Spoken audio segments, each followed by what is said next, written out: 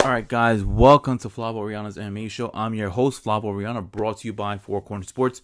Alright, so we just concluded UFC Vegas 37 at the Apex Center between Anthony Lionheart Smith versus Ryan Superman Spann.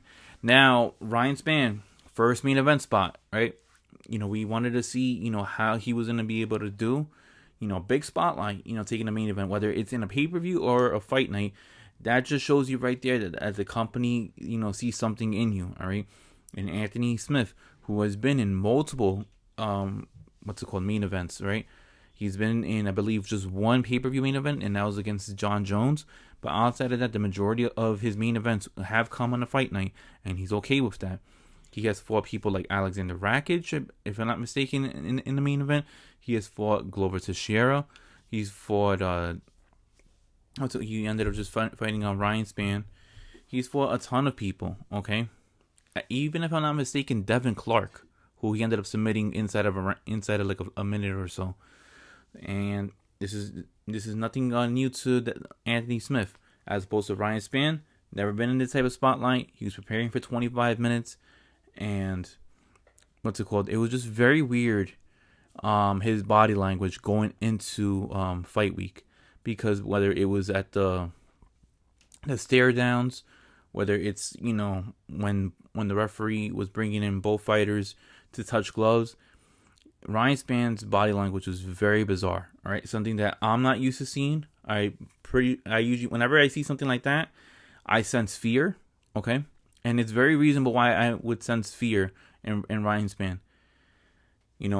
I know he said that he had a tough weight cut and that this wasn't usually the best camp that he has had, but the fact that he was never looking Anthony Smith into his eyes, staring him down, was very bizarre. And Anthony Smith staring him down as if he was like his prey, in which he was.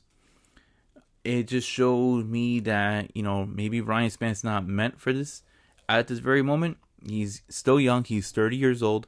He still has a few ways to go before it's to the end of the road. But man, oh man, Anthony Smith was right. If Ryan Spann wanted to defeat Anthony Smith, he was needed to knock him out inside of the first round.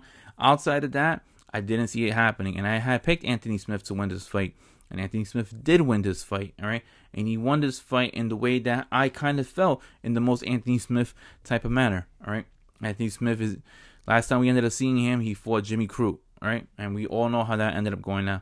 It's a phenomenal opener for UFC 261, and that was the first, that was the first event that the UFC have had with fans since that epic pay-per-view that had featured Joanna Jędrzejczyk versus Weili Zhang. Okay, and obviously you had seen what Anthony Smith was able to display against Jimmy Crute. And I felt like he would display the same type of momentum to Ryan Spann, all right? But we didn't see a ferocity with, a large amount of jabs, that he ended up displaying. We ended up seeing more of a technical type of Anthony Smith, because that's what it seemed like with what Ryan Spann wanted to display. Because Ryan Spann ended up going with the wrestling. He ended up trying to hurt Anthony Smith in that type of way, which I didn't understand. I felt like the only way that Ryan Spann was going to be able to win if he landed that over right hand and knocking Anthony Smith out cold. That was the only way. But outside of that, there was no way that he was going to be able to beat him.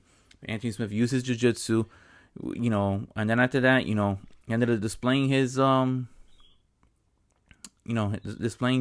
his jab, his punching power. That left hook was like the money shot right there, because anytime that he ended up landing that shot, it ended up hurting Ryan Spann. Ryan Spann was not expecting that. I don't think if he thought that Anthony Smith didn't have a left hand, but that left hook, one of them just landed clean and it just knocked him down to the floor. All right, and then I thought the way that he ended up falling down, I thought, all right, this is gonna be over. It's gonna be over. It wasn't over just yet. It ended up becoming over right around the point when Smith ended up utilizing his jiu-jitsu, who he is a black belt in that, okay? using double underhooks to try to get in for that rear naked chokehold, forcing Spann to tap out, and that's how the fight ended up happening, right? But this is huge. This is huge for Anthony Smith because what is this? 3 fights in a row that he has won, right? He ended up beating Devin Clark, Jimmy Crute, now Ryan Spann. Okay, Ryan Spann is the only ranked fighter that he has beaten. Oh no, I'm sorry. Jimmy Crute and Ryan Spann are the 2 ranked fighters out of the 3 that he has beaten in his 3-fight win streak. Now, why is this important? Because of the fact that he's trying to get back into title contention, right? Anthony Smith, before the Glover Teixeira fight, he was on pace to, getting back into the mix on contending for a light heavyweight championship, all right? And this is before we had John Jones, relinquish the belt on his own terms, okay? But now this is very good for the light heavyweight division because of the fact that now we have Jan Blachowicz, who's going to be defending that belt against Glover Teixeira in his second title defense, all right? That's very big right there. In the outskirts, we have Alexander Rakic. Not Alexander Rakic. Yuri Prochazka, who ended up knocking out cold Dominic Reyes in a fight that he had back in May. Okay? That fight was supposed to happen in February. It ended up getting pushed all the way down to May. And then we have Alexander Rakic, who ended up, defeating Thiago Santos by decision. Thiago Santos and Anthony Smith. Okay? So those names that I just ended up presenting to you guys are the elite of the light heavyweight division. It would have been great to see Ryan Spann win, because then that would have created more of a discussion on light heavyweight to see how deep it is. But at least we now know that it's Anthony Smith. You can put in Thiago Santos in there, but there's a lot of question marks in my opinion because of the fact that we don't know how he is. Remember, he had a very bad injury against John Jones. When John Jones, when he fought John Jones, I think he ended up tearing his ACL, his MCL, his PCL, and I forgot what else. But he ended up tearing so many ligaments in his knees, and I believe it was in both knees, that it took him out for quite some time. All right. And his first fight back was he ended up fighting Glover Teixeira, which it didn't turn out well.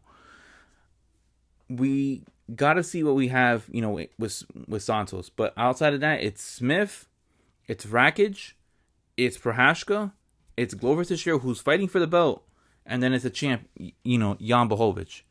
Outside of those 5 that I just mentioned, all right, that's good. That's good numbers right there. Can Anthony Smith put himself back into the title contention? Yes. He had called out Alexander Rakic. He wants to rematch. Rakic says he's good for December. That seems like the fight to make. Maybe they'll put that for a fight night. Maybe they'll squeeze that in for UFC 269.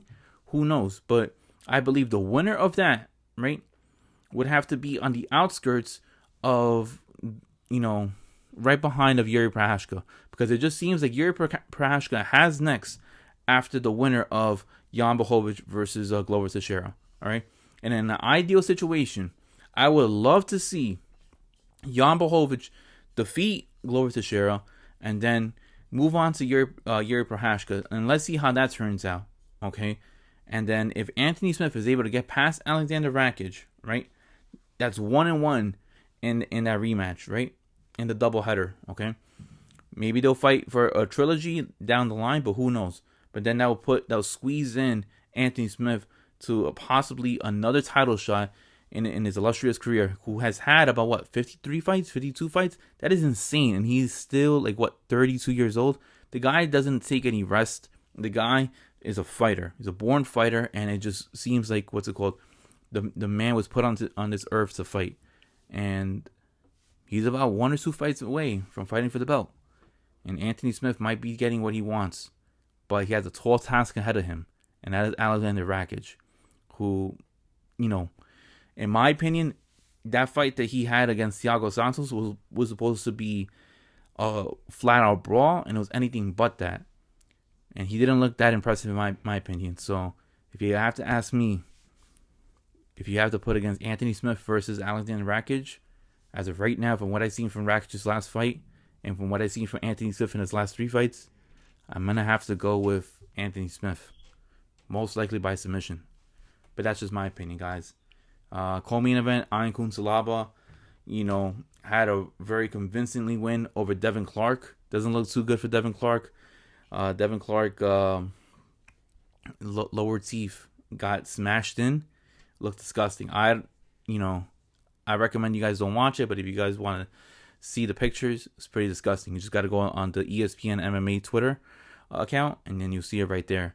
We got a return of Joaquin Buckley, who was losing the fight, was a minute or two away from losing the fight against Carlos Arroyo, and it just seemed like if Buckley would have lost, then I don't know, he would have been fighting for his job in his next fight. But Buckley has tremendous power for a short man at middleweight. That he just landed that over right hand and then bam, knocked down Carlos Arroyo and then just put him to sleep. But he was blocking so many high leg kicks that at some point when I was watching it, I was just starting to get bothered, because I'm like, Carlos Arroyo just refused to change his game plan, and he was so fixated on the fact on just trying to knock him out clean, like when we ended up seeing a couple weekends ago against I believe it was Al Hassan, if I'm not mistaken, that ended up having that crazy knockout, the welterweight. But yeah, Carlos Arroyo just seemed like he was just so fixated on trying to get a high kick knockout against Joaquin Buckley, just because Alessio Di Chirico ended up getting it, thought that he could get it, but that wasn't the case. Buckley just made adjustments. He had a large hematoma. It just looked like a huge bubble right over here, and that's all because Buckley was just blocking those shots. I'm pretty sure 2 or 3 of those shots he would have been knocked out cold, but Buckley was smart. He was wise. Kept his hands up, started blocking all those kicks, and he was just waiting for the right opening to land the over right hand, knocking down Carlos Arroyo, and then knocked him out, and then possibly knocked him out of the UFC. But who knows? But yeah, guys, that covers everything that I wanted to talk about for UFC Vegas 37 recap.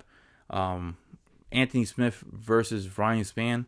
Smith looked outstanding in this fight, and let's see if he does get that fight against Alexander Rakic in December of this year. If not, like Smith says, he wants to move on up. Next person I can only think that he's going to be able to fight is somebody like a Thiago Santos or Dominic Reyes. That's if Dominic Reyes is fully recovered from that nasty knockout that he received from Yuri Prochazka. But yeah, guys, thank you for tuning in. Please hit the like and subscribe button, guys. That really does help out the channel.